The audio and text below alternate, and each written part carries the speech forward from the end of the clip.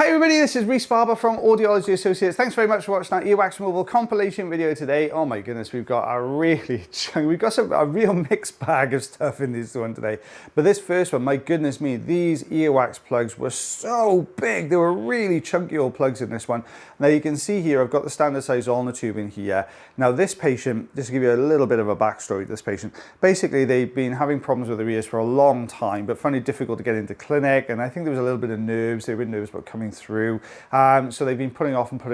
Now what that means then is this plug inside the ear canals here, and it's very similar in both ears actually, so make sure you stay tuned with the second ear canal, but basically it's become fully, it's just completely blocked the canal. It's just formed completely to the side of the canal walls, and it's gone really hard. So what we've got is this soft stuff at the entrance, which is where the patient's using with some olive oil before they come along, and then this really hard core to the wax. So you can see at the moment I've had to switch tools. I've gone from the standard size ulnar tube because it was never going to get this plug out. We've switched over now to the Jobson horn.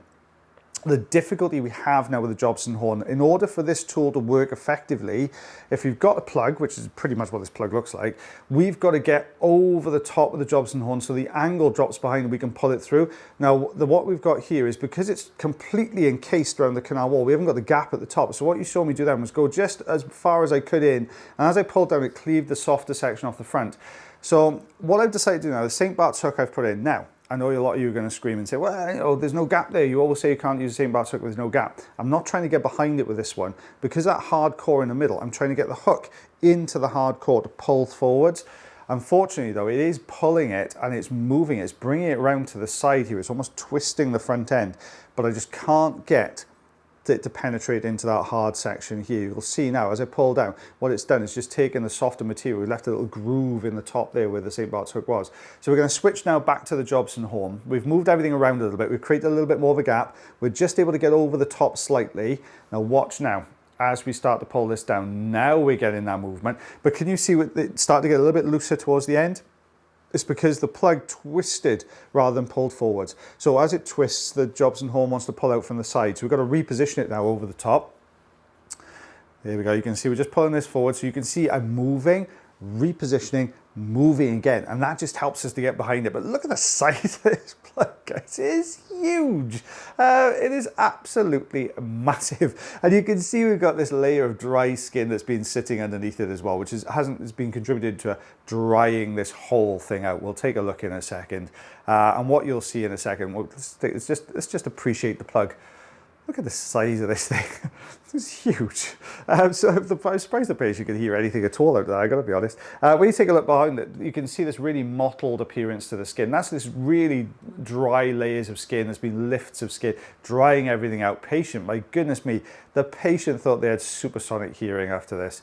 It's like that, what's that coming with it? What's the name of the girl from Encanto who could hear everything? Like that, it was like that. So you can see now, this really kind of dry lift of skin. So my advice to this patient, use some olive oil on a regular basis and come and see us every 12 to 18 months. That way then you won't get this massive plug. Don't forget guys, if you are enjoying these videos, you can like, share, subscribe, follow and heart for me. If you are having problems with your ears yourself, do like this gent did and come along, see us in clinic. Check out the channel page. It's got a link to our website. It's also got a link to our contact details as well. You can come and see myself or the lovely Mr. Taylor Green and we will get you sorted out.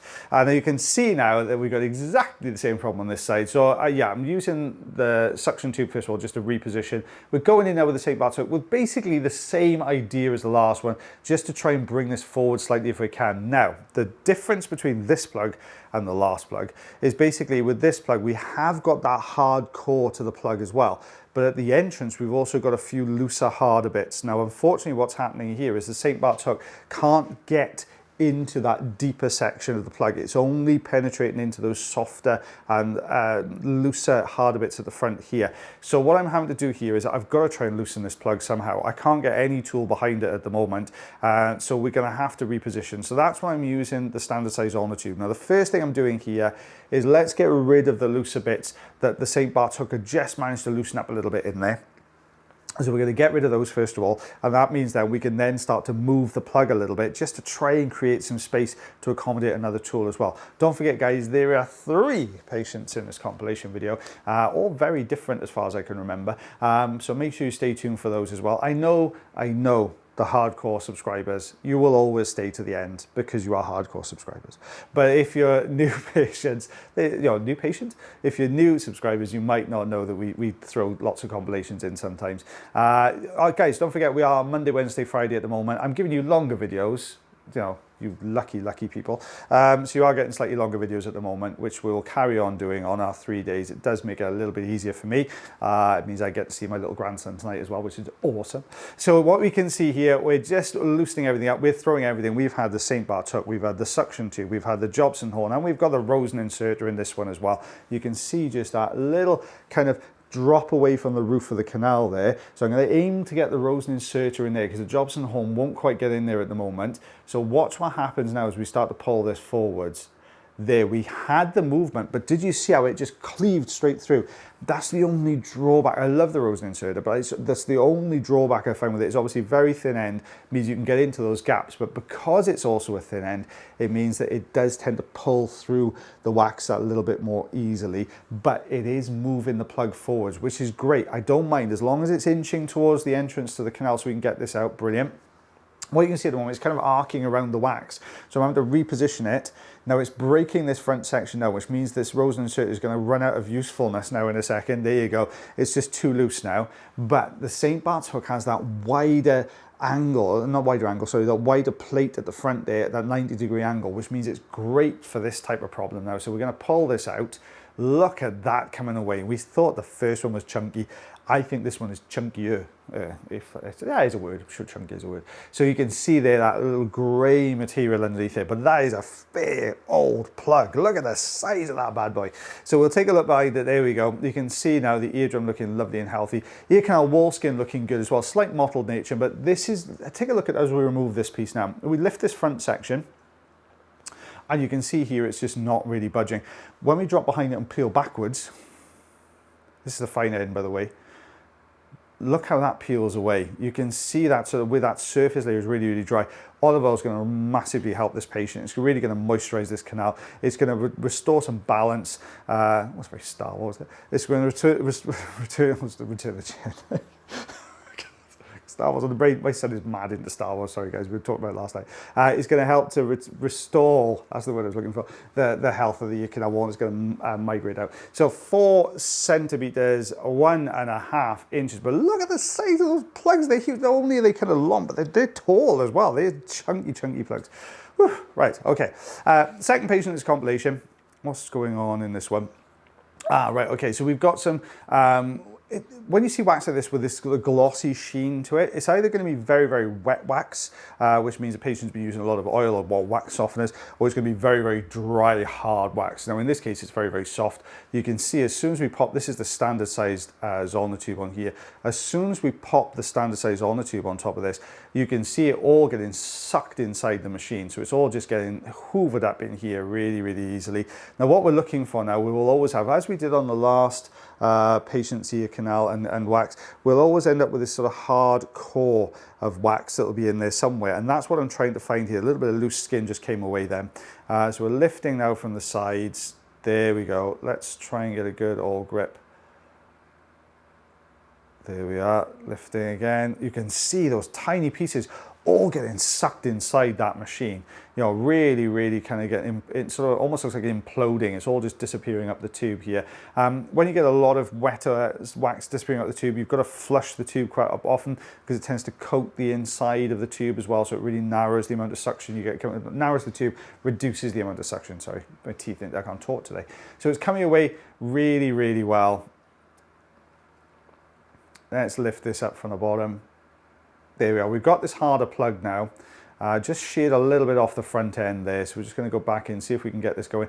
Now I think what's going to happen here, you can see this harder plug, it's got lots of little mushy bits in the middle of it as well. So as soon as we get a grip on this, the sort of slightly harder pieces all disappear up the tube, and then the mushy stuff sort of implodes, and then we get the next section. That's exactly what's happening here. See how that just broke down really, really easily there, just on the outside part of the ear canal. So the patient's been using, you know, a fair bit of olive oil. It looks nice and healthy.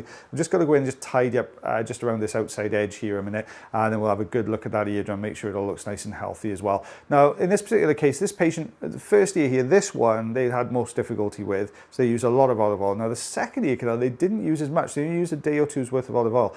If we look at the difference of how this comes away, now you saw, how long we were spending in the ear in the last one, which isn't a long time, it's only a couple of minutes. But what's the difference now in this one? You can see the entrance here, that you got that gloss there, that sheen, but the patient had been using olive oil for a couple of days, and that's the perfect amount of time for us. Too much oil, it becomes really soft and mushy. But watch what happens here. We've got about the same amount of wax in both ears, but what's happening here is we're taking this wax away in bigger, harder plugs, basically. So we go in, grab a plug, take it out, go in, grab another plug, take it out, and it's done very, very quickly. So you can see here it's coming away really nicely. Out that comes. It's brought the next plug with it as well, which is very handy for us, very accommodating ear canal, that one. So we'll get rid of that piece of wax there, and let's take a look beyond that. There we go, eardrum looking nice and healthy. Quite a prominent anterior recess there, can you see that one? So obviously the first ear canal, everything ended up in the tank. Don't worry, I'm not going to show you a tank shot. You've got a centimetre and a half, just over half an inch, that one there, guys, of harder plugs. But you could see the difference in the timescales of how long it took to clear the first canal compared to how to clear out. Oh my goodness, I can't speak today, guys.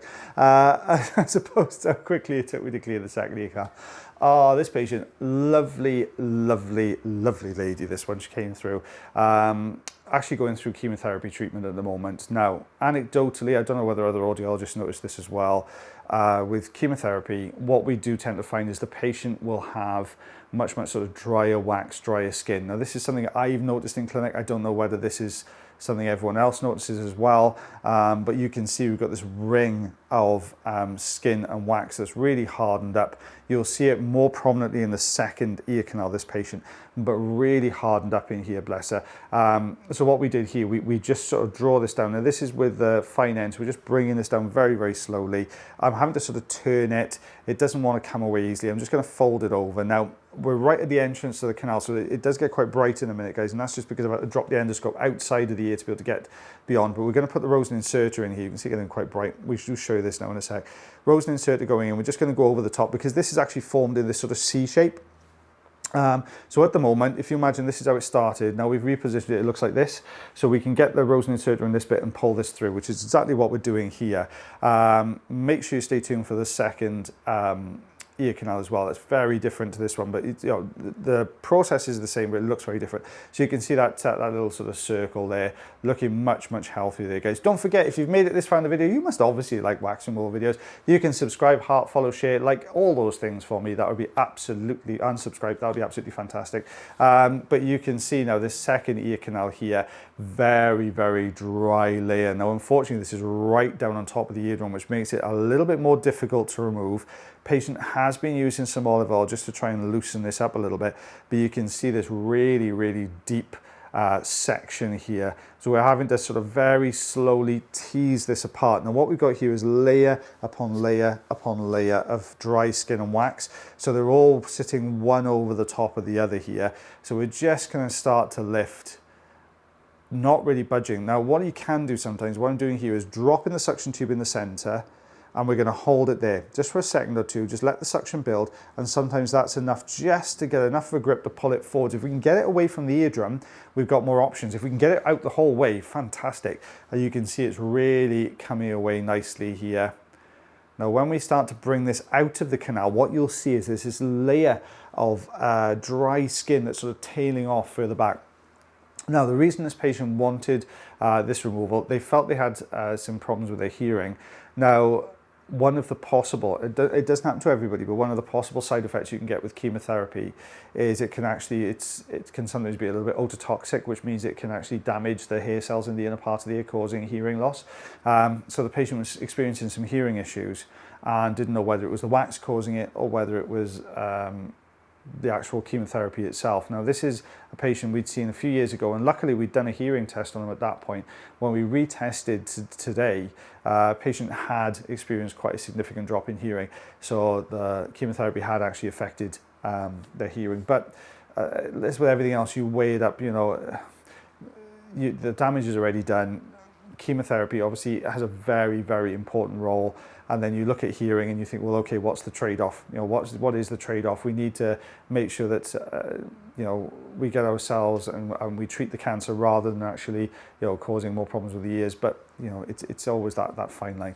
But anyway, 2.5 centimeters worth of earwax there, guys, in skin. 1 inch. There we are, guys. Well, guys, I hope you enjoyed that video as much as I did voicing it over. Don't forget, if you have any problems with your ears, check out the channel page. It's got a link to our website and our contact details as well, so you can come and see myself with the lovely Mr. Taylor Green. But as always, guys, take care of yourselves, take care of your ears, and take care of one another. And I shall see you again for the next video. Bye, everyone.